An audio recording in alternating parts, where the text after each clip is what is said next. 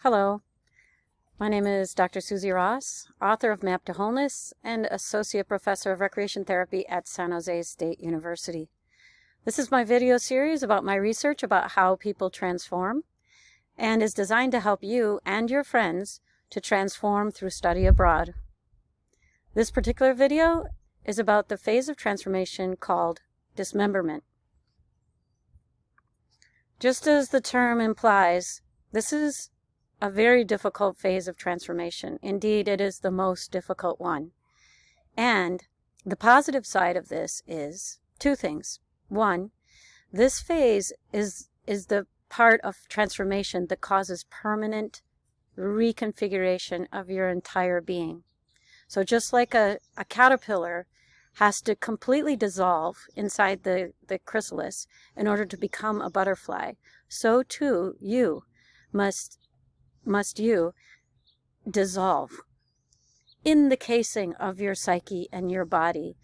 Your psychology, your identity, your ego must dissolve, and so that you can be remade in an entirely new structure.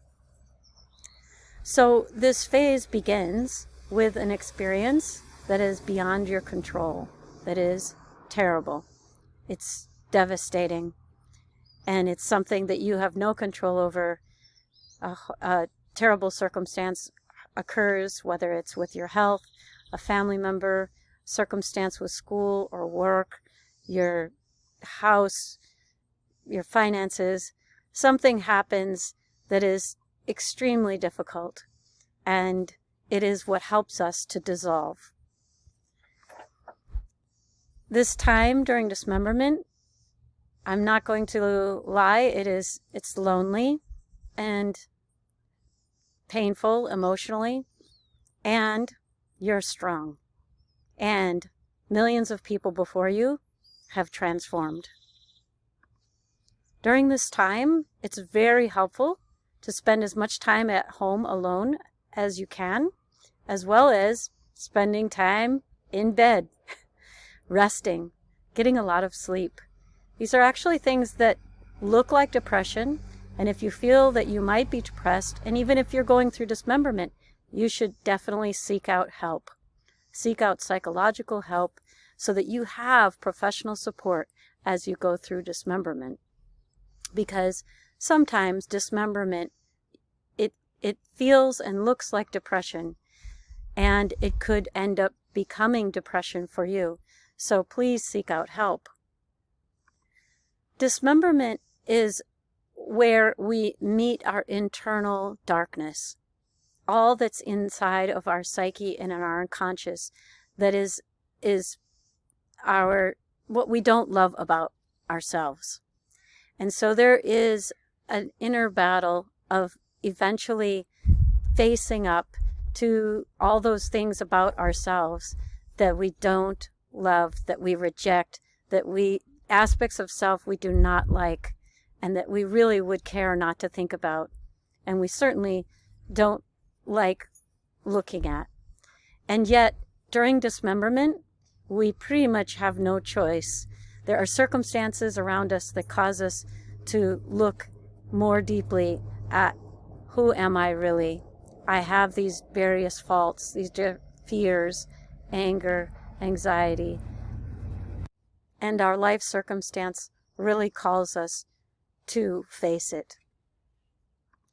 During dismemberment, pretty much anything that could go wrong does go wrong, although there are definitely good things that happen during dismemberment as well.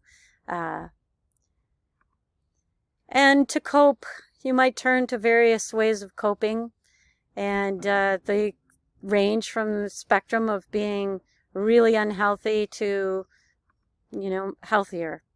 And so please reach out to the various different circumstances that in the activities and the ideas and the people around you that can help support you so that you can make it through this difficult time, because indeed you can.